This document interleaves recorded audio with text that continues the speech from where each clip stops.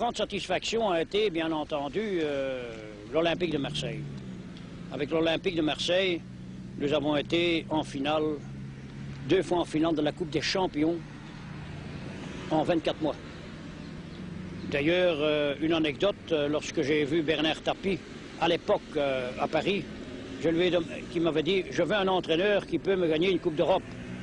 Et je lui ai demandé « Quelle Coupe d'Europe, président ?»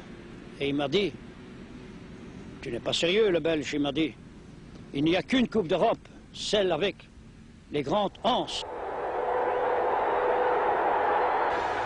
Créé au début du siècle, l'OM compte de célèbres dirigeants, dont la grande star du cinéma français, l'acteur Harry Bor. Au début, l'Olympique de Marseille est la seule équipe de province à remporter la Coupe de France. En fait, dans les années 30, l'OM est tout simplement le seul club à contester la suprématie des équipes parisiennes. En 35, l'OM remporte sa 4e Coupe de France, 38, 5e Coupe de France pour les Marseillais. Sur le terrain, les grandes figures d'après-guerre sont Gunnar Andersson et Ben Barek, surnommé la Perle Noire. Ben Barek, la perle noire, retrouve le public parisien. Et hop, une passe remarquable sur le pied d'Anderson qui lance Paluc. Celui-ci centre sa balle, Anderson shoot et marque pour Marseille, qui bénéficie devant le public parisien de la cote. Début 70, le Yougoslave Josip Skoblar et le Suédois Roger Magnusson enflamment à leur tour le Vélodrome. Grâce à ces deux joueurs, l'OM domine à nouveau le championnat. Pour la première fois depuis 23 ans, l'OM remporte le titre. En 72, Skoblar est sacré soulier d'or européen, 44 buts marqués. Skoblar intenable, Magnusson intouchable. Sur son aile, le Suédois fait des ravages. Ses dribbles sont extraordinaires. Roger Magnusson est un dribbleur né, un dribbleur naturel. Je crois que je suis né avec le dribbling, c'est tout.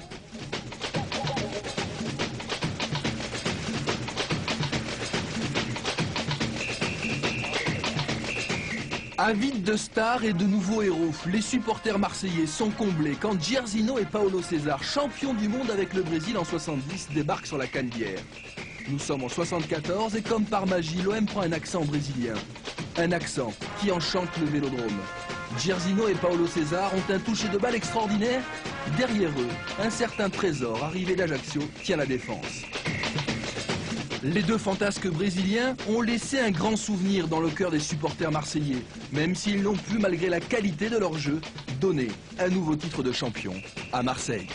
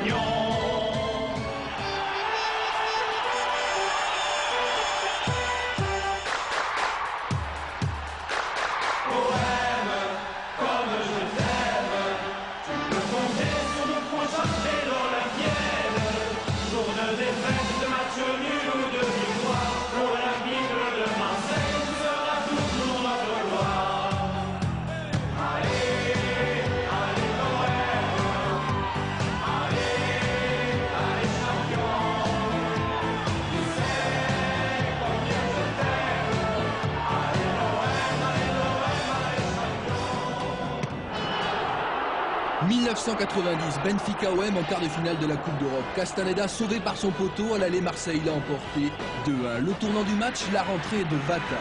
L'OM est toujours qualifié, il reste 10 minutes à jouer et dans la confusion générale, Vata catapulte de la main le ballon au fond des filets. Le stade de la Louse explose de joie, les Marseillais qui ont vu la main crient au scandale. Vata, ce diable, a bien marqué de la main, mais l'arbitre belge n'a rien vu. Benfica est donc qualifié.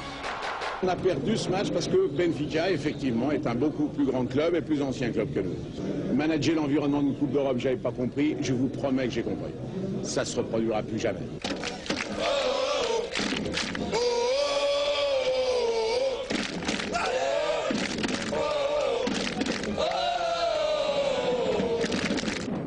Un an plus tard, l'OM, une nouvelle fois champion de France, c'est une habitude, repart à la conquête de l'Europe. Le chemin s'annonce compliqué car il faut se débarrasser en quart de finale du redoutable Milan AC tenant du titre. Après avoir fait un excellent résultat à San Siro 1 partout, les Marseillais doivent faire la différence devant leur public. Le stade Vélodrome est plein à craquer et Marseille domine le début de match. Fournier est parti côté droit et parvient à centrer. Basile Boli, pourtant très fort de la tête, ne peut qu'effleurer le ballon. Sur son banc de touche, l'homme de science Raymond Goethals n'a pas l'air trop inquiet. La prestation des Marseillais le rassure. Après Basile Boli, Bruno Germain, voici donc les plus belles occasions marseillaises. Côté milanais, pas grand-chose pour l'instant à se mettre sous la dent, si ce n'est ce centre d'Evani pour Ruud Gullit. Mais Gullit est bien seul, il lui manque son partenaire favori, Marco Van Basten. L'absence du ballon d'or se fait sentir côté milanais. En fait, les Italiens manquent d'agressivité. Seul Frank Rijkaard inquiète Pascal Olmeta juste avant la mi-temps.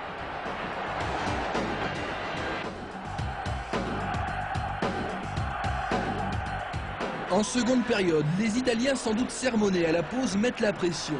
Evani joue bien le coup, il alerte Agostini, mais Pascal Olmeta est le plus rapide. Le gardien corse tient la baraque, nullement impressionné par le Milan AC. Ses arrêts au cours de ce match seront déterminants, à l'image de ce face-à-face avec Evani. Ce duel à distance est somptueux, regardez.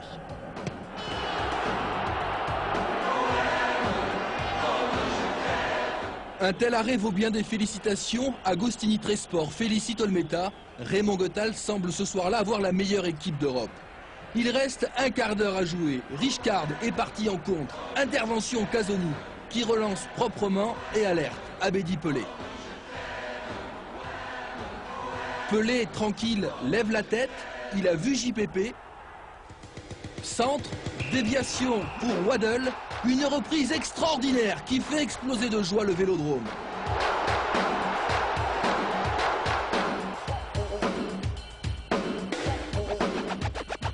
Ce but vaut de l'or. Il est inscrit par le meilleur ailier d'Europe, Chris Waddle.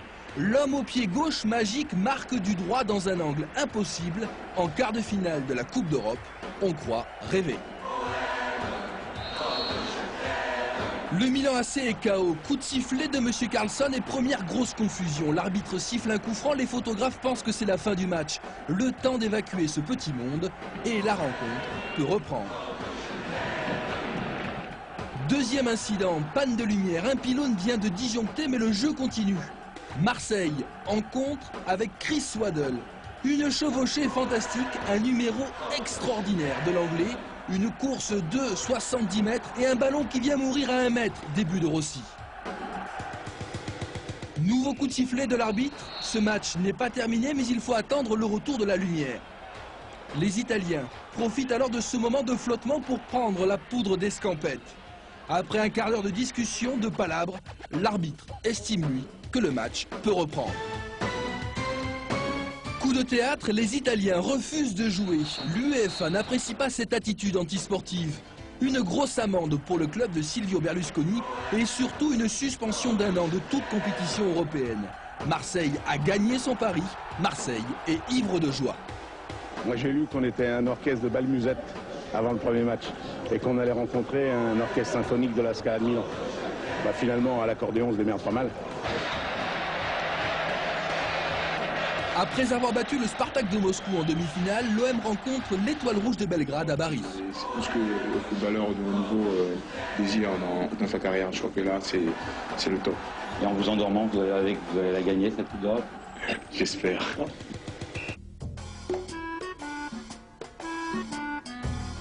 Malheureusement pour les Marseillais, l'Étoile Rouge de Belgrade cadenasse le terrain. Jean-Pierre Papin a peu d'occasion de se mettre en valeur. Et l'on en vient à la terrible séance des tirs au but.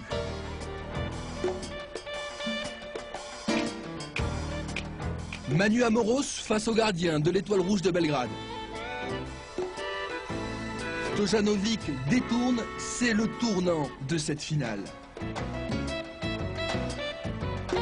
Panchev, lui, ne ratera pas la cible. Belgrade l'emporte, 5 tirs au but à 3.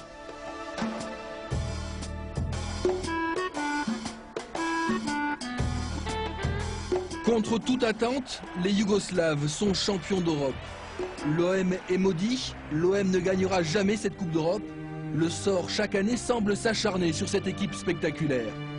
Maudite année 91, les Marseillais pleurent, les Marseillais sont tristes, les Marseillais sont tout simplement inconsolables.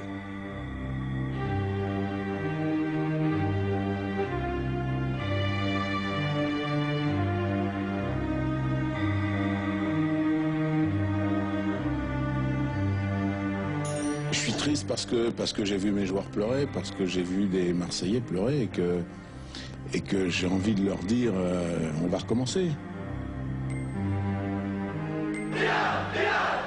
2 ans plus tard, l'OM, toujours aussi ambitieux, se retrouve en finale de la Coupe des Champions. Cette fois, il faut croiser le fer avec une vieille connaissance, le Milan AC de Silvio Berlusconi, dans lequel joue désormais Jean-Pierre Papin. Que le début de match fut dur et angoissant pour la défense marseillaise. Van Basten et Massaro sèment la zizanie devant les buts de Barthez. L'OM alors dominé, plie mais ne craque pas. Une seule solution, les contres, voleurs et Boksic sont ici à leur tour à 2 doigts de trouver le chemin des filets. Par la suite, le match s'équilibre, mais les plus belles occasions sont milanaises.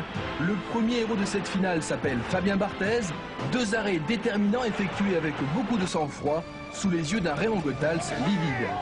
Barthez, le plus jeune joueur de cette finale, âgé de 22 ans seulement, est dans un bon jour. C'est une des clés du match. Arrive ensuite la fameuse 44e minute fatale aux Milanais. Basile Boli trompe Sebastiano Rossi, une tête extraordinaire du défenseur marseillais. L'OM a fait le plus dur, généralement la première équipe qui marque en finale remporte la coupe.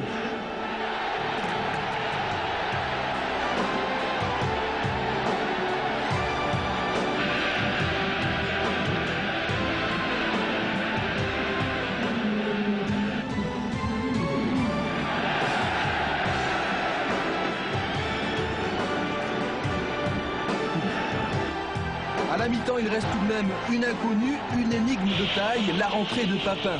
JPP a le masque des mauvais jours. L'avant-centre de l'équipe de France ne fera aucun cadeau à ses anciens partenaires. Cette première action en dit long sur ses intentions. 10 minutes plus tard, on retrouve Papin dans son style caractéristique. Une reprise de volée qui frôle les buts de Barthez. Marseille semble avoir cette fois-ci le coup de pouce du destin indispensable pour remporter ce genre de match. 22h05, M. Rothenberger siffle le coup de sifflet final. Marseille a terrassé la meilleure équipe du monde. Marseille est champion d'Europe.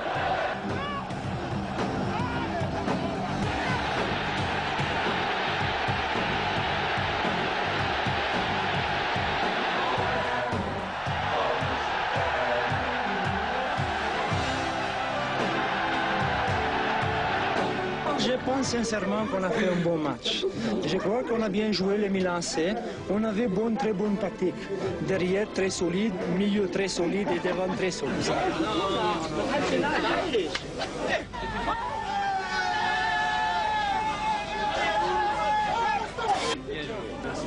Ciao Ruby.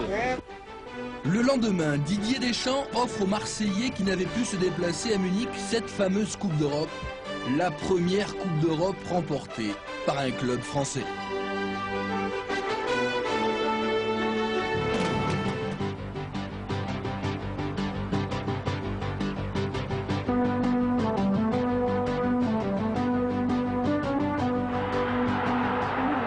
Malheureusement, la fête sera gâchée. L'OM est accusé de corruption. Rétrogradés en D2 à la suite de l'affaire OMVA, les Phocéens obtiennent tout de même le droit de jouer la Coupe UEFA. De nombreuses stars sont parties, Papin et Pelé en Italie, Waddle en Angleterre, mais l'esprit demeure. Fabien Barthez, lui, par exemple, est toujours là. Nous sommes en 94 et Marseille joue en 32e de finale contre l'Olympiakos, un club grec du Pirée. Les Marseillais s'imposent 5-1 sur l'ensemble des 2 matchs. La presse salue cet exploit. L'OM, c'est une religion. L'OM, c'est là, la bonne mère, comme ils disent. Combien de fois le public a fait la différence? J'ai toujours dit que le public, c'était le 12e et le 13e homme. Il joue encore pour le titre en 2e division, malheureusement, et avec les anciens. L'OM, c'est un mythe, il n'y a rien à faire, l'OM restera toujours et l'OM redeviendra un grand club. Depuis un siècle, l'OM fait rêver. Ce club a une âme immortelle.